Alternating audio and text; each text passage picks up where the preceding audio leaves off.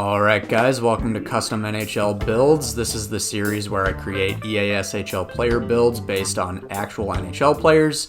And this week, by request, I'm going to do Russian winger, the Breadman, Artemi Panarin. So, Panarin famously came into the league with the Blackhawks as a 24-year-old and won the Calder Trophy. I remember thinking, this guy is an insane finisher, but he's definitely benefiting big time from playing with Patrick Kane. So I actually went back to Panarin's rookie season to see just how many goals Kane had a hand in, and my findings were actually more insane than I thought they would be. Listen to this. So, of Panarin's 30 goals that year, 23 of them were on assists from Patrick Kane, and 19 of those were primary assists from Patrick Kane. So for that reason, I thought, when he went to the Blue Jackets, I thought this guy is going to fall off a cliff playing without Patrick Kane, and I could not have been more wrong. So in his first season with the Blue Jackets, he had his best season to date and solidified himself as one of the elite play-driving wingers in the game. I had to admit I was wrong. So since then, he's gotten even better. So playing now for the Rangers, he's having the best season of his career. He has 90 points in 65 games. If the Rangers end up making the playoffs this year, it will be because of Artemi Panarin. So anyway, Panarin is a pretty undersized winger. He's standing at 5'11" and weighs only 168 pounds. Luckily, being that small is going to give him some really good skating stats, which is certainly a big part of his game. He's been right around 30 goals every single year he's played, and that's because he possesses both a fantastic wrist shot and a great one-timer. He basically has no trouble picking his corners from sharp angles with either one, and for that reason I went ahead with the sniper build.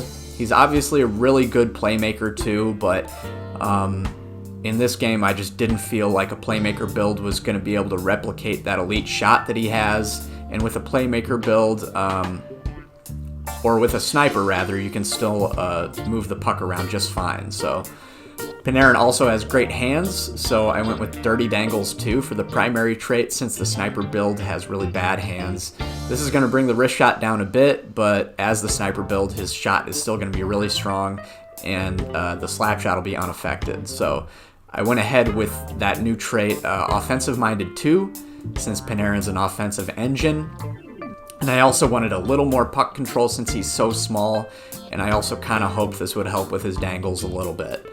I then went with the quick release specialty to try and make up for what I took away from his wrister with that Dirty Dangles trait. When I went online with this build, I was immediately happy with how he skates. He's fast, agile, he gets open easily, he can get breakaways and back check with ease. As usual, I have to add, having Marathon Man would definitely improve this build.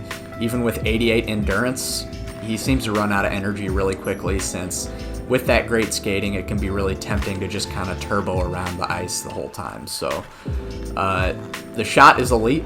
It's rare that he doesn't finish on a cross crease. He can snipe from distance with the wrister, the slapper, and the one-timer. If he gets left alone, he can really do some damage.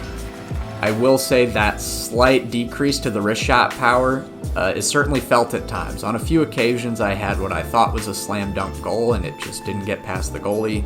The slapper, on the other hand, seems to pretty much always go in when you get to those high danger scoring areas. Yep.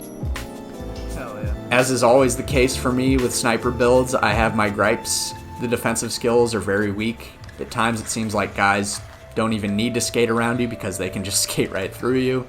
The poke check is weak, the shot blocking isn't there, and he doesn't have enough size to be much of a problem for the other team when he doesn't have the puck. His size is also an issue when he goes to the front of the net, which I often like to do, as he's prone to getting easily body blocked by bigger defenders, which can negatively affect his ability to get open for one-timers down low and get tips and rebounds in close. While I tried to improve the deking as much as I could for this build, that also falls short. I'd say about half the time he fails loose puck dekes, although toe drags and spin moves seem to work okay. Overall, I gotta say this isn't my favorite build. I have yet to find a sniper build that I really love.